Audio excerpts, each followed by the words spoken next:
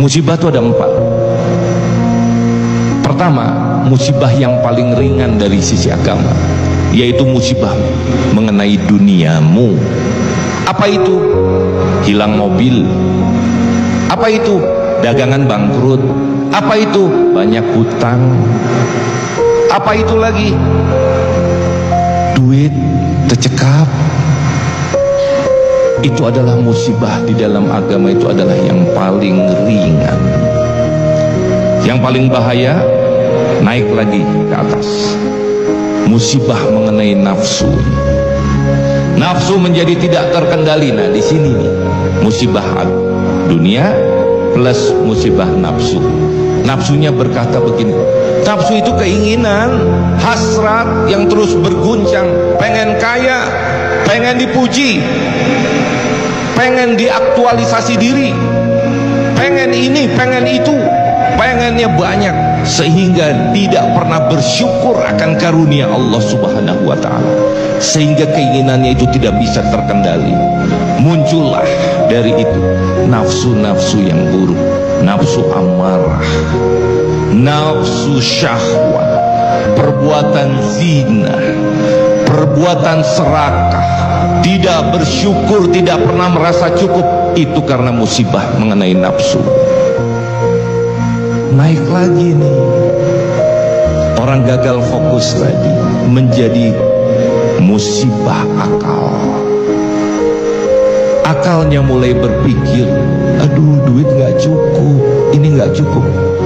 Ya Allah, saya udah kerja keras banting tulang, saya berdoa kepadamu ya Allah dari pagi sampai malam, tetap aja jadi orang miskin.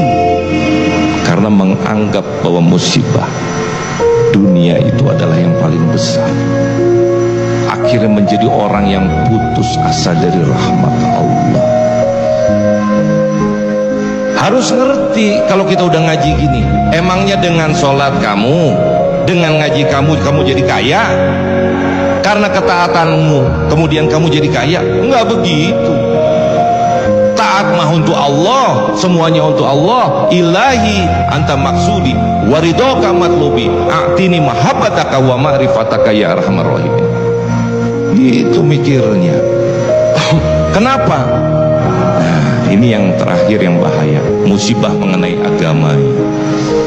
Akhirnya ngelihat, oh ternyata orang lainan agama itu kaya-kaya ya, pakai mobil ya.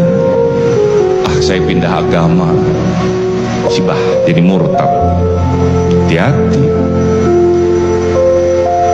Mudah saja zaman sekarang nih orang pindah agama karena udah gagal fokus. Nah sekarang kita gimana? Nah kita ngeliat nih kalau ngaji.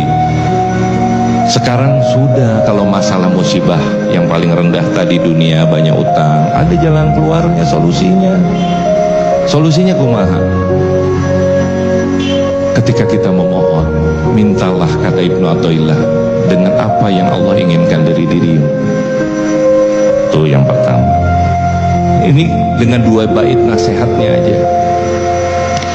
Jika kamu menginginkan kemuliaan yang tidak fana, kemuliaan yang abadi, maka jangan kau sandingkan pakaian-pakaianmu, dirimu dengan kemuliaan yang fana. Artinya apa? Di sini, kemuliaan yang abadi itu tidak didapatkan dari kemuliaan karena pangkat, karena jabatan, karena harta. Itu remeh bagi Allah yang maha kaya. Allah memiliki segalanya, langit dan bumi, kerajaan, semuanya adalah milik Allah Subhanahu wa ta'ala. Maka keyakinannya kudu kandel, aku akan bermulia diri dengan Allah di dalam hati. Ketika hati ini sudah ada Allah di dalamnya, maka dia akan mulia dan berkata, Allah, aku menerima segala sesuatu yang kau putuskan. Karena kau tahu kapan aku dapat rezeki, hari apa, detik apa kau bukakan. Kau lebih tahu dari diriku yang lemah. Aku mau diatur olehmu, aku tidak mau mengatur dirimu ya Allah. Gitu. Akhirnya ridho pada ketetapan Allah.